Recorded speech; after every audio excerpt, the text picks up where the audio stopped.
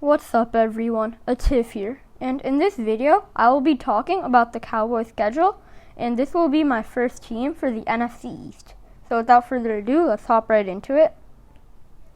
So as you can see, this is the schedule, and let's go to their first game. So their first game is at the Rams, and I said that the Rams would be losing in my Rams video, but now I think that the Rams will be winning. I think that this is a very tough game for the Cowboys. It's a night game, and it's at the Rams' home. And, I don't know about Jared Goff. He's a very inconsistent player. Then the Rams just got Cam Akers in the draft.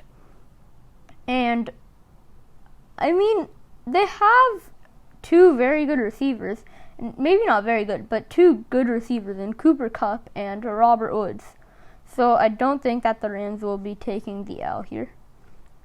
In game 2, we have the Falcons at Cowboys, and I have the Cowboys winning this. The Falcons are an okay team. They got Julio Jones, and then they have Matt Ryan, who, man's very inconsistent with his interceptions. Sometimes in some seasons he decides to throw a lot, and then in others he decides to throw quite a few. So it's been on and off. So yeah, I'm excited to see what he's going to do in this season. Game 3 are the Cowboys at Seahawks, and I have the Seahawks winning, Cowboys losing. The Seahawks, I don't want to say this, but they're a talented team.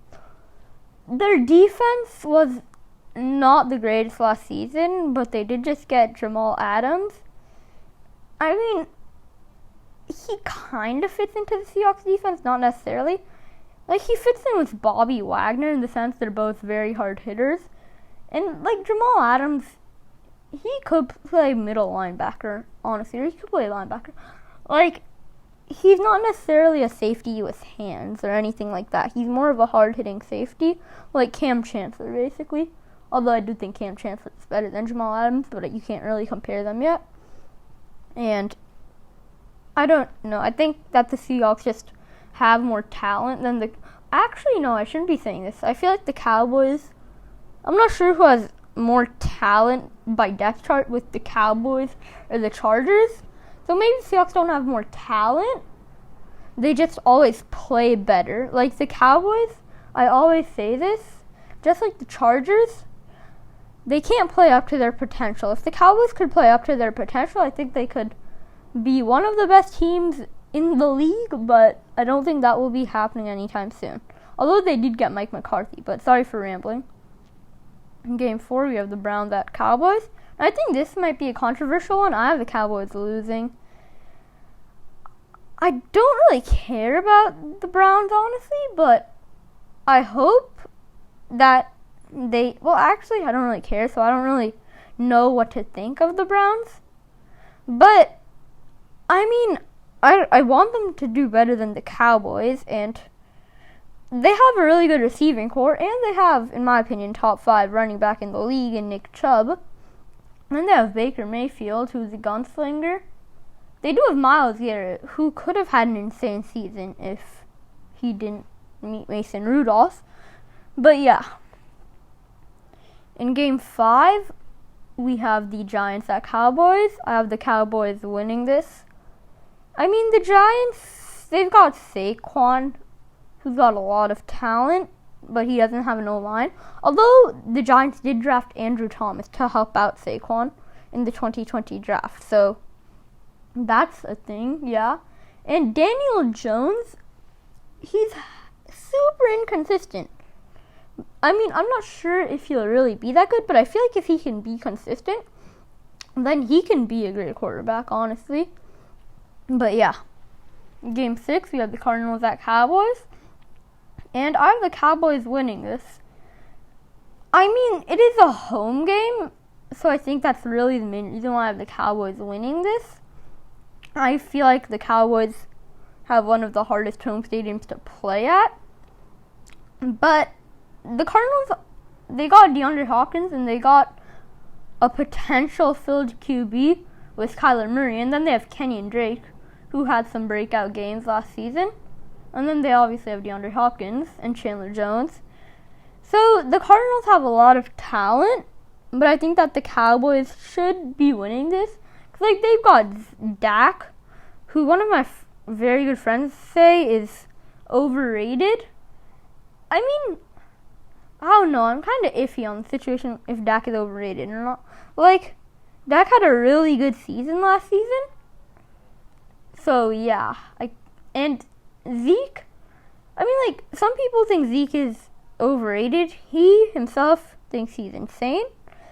He's a really good running back. Don't get me wrong. He got 1,357 yards last season. And he has a great O-line, but at the same time, I guess that you have to give credit to Zeke at one point or another because he can actually capitalize on it. And then there's 3 potentially really good receivers. Like, well, we already know that 2 of them are really good. Michael Gallup and Amari Cooper. Michael Gallup went off last season, and so did Amari Cooper, and I feel like CeeDee Lamb. I wanted the Niners to draft CeeDee Lamb so badly. Although we did lose to DeForest Buckner, I wanted us to draft CeeDee Lamb so badly. But I think that CeeDee Lamb could actually be the best receiver in the draft class, honestly. But yeah, sorry for talking for so long. In Game 7, we have the Cowboys at the Washington football team. I think the Cowboys should be cruising along. Although it is a rivalry, I feel like the Cowboys should be winning this pretty easily, honestly. But then in Game 8, we have the Cowboys at Eagles. This one will be a close one, but I have the Eagles taking the W here. It's the night game. It's a big rivalry. Probably, well, I guess the Cowboys at Giants might be a bit bigger. But this is still a good rivalry and, like, an interesting one to watch for sure. So, yeah, it's always fun to watch these 2 play versus each other. So, yeah. In Game 9, we have the Steelers at Cowboys. I got the Cowboys losing to the Steelers.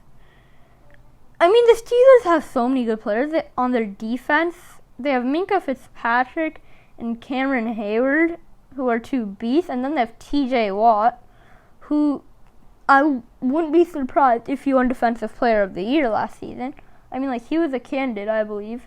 And then on the offense, they're getting Big Ben back, so that's good for them.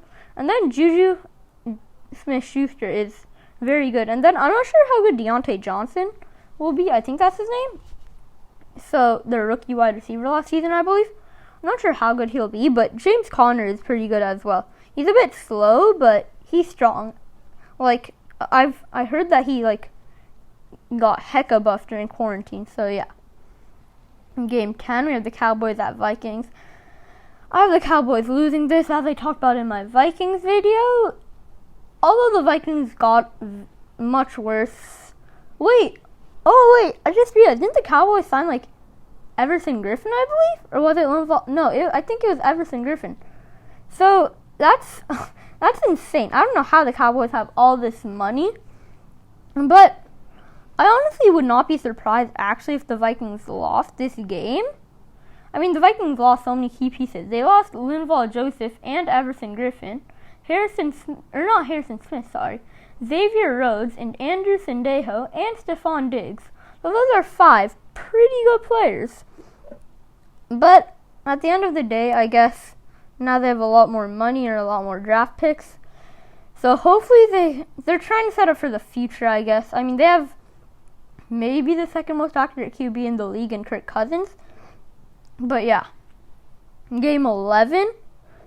This is the same rivalry, this time at the Cowboys home, the Washington football team at the Cowboys. But I have the Cowboys winning this. I think the Cowboys should be cruising along. In Game 12, we have the Cowboys at Ravens. I have the Cowboys losing this. I feel like there's not really much need to be said here. The Ravens got Lamar Jackson and Mark Ingram. I mean, their receiving core isn't that great, but, like, they just picked up Calais Campbell. They have Ronnie Stanley, who is a really good player as well. By players, the Ravens have a top defense in the league. They have Marlon Humphrey, Earl Thomas, and Calais Campbell. I mean, like, that's just insane right there. And then Game 13, we have the Cowboys at Bengals. I have the Cowboys winning this. I'm not sure if Joe Burrow will get into his groove yet or not, or if they'll ever need to bring Ryan Finley in. But I don't even know if John Ross is going to play. Like, Mans doesn't even show up to half his game. By the way, that's a joke. They do have, what's his name again? I'm forgetting. Tyler Boyd. Man is underrated, I feel like. He got a 1,000-yard season last season, and he is on the rise. And then they have Joe Mixon, who, don't let me forget about that guy, who is insane with the terrible line, just like Saquon. So, yeah. And then in game 14, we have the Niners at Cowboys. I have the Niners winning this. I mean, I'm biased. You can dislike the video if you want. I mean, like, the Niners video, I guess I was very biased in that video, but, like, I still have them going 13-3, I guess. So, yeah, like, you can be upset with me if you want. We can have a debate in the comments. I won't blame you if you're upset with me here. But, like, it's the old rivalry. I gotta go with my Niners over the Cowboys. Although I don't want to say this, I wouldn't be surprised if the Niners lost to the Cowboys. Actually, maybe I would. I mean, like, the Niners shouldn't be losing to the Cowboys when the Cowboys are the Cowboys, if you know what I mean. Sorry, Cowboys fans. But then game 15, we have the Eagles at Cowboys. I think that the Eagles will be splitting with the Cowboys. I have the Cowboys winning this one. Mainly because of home field advantage, I guess. So, yeah. Then game 16, the last game. We have the Cowboys at Giants. I have the Cowboys winning this one. I have the Cowboys sweeping the Giants and the Washington football team. And, yeah, so I have the Cowboys going 8-8, the traditional Cowboys way. But yeah, that will wrap up this video. So thank you for watching, and I will see you next time. Bye.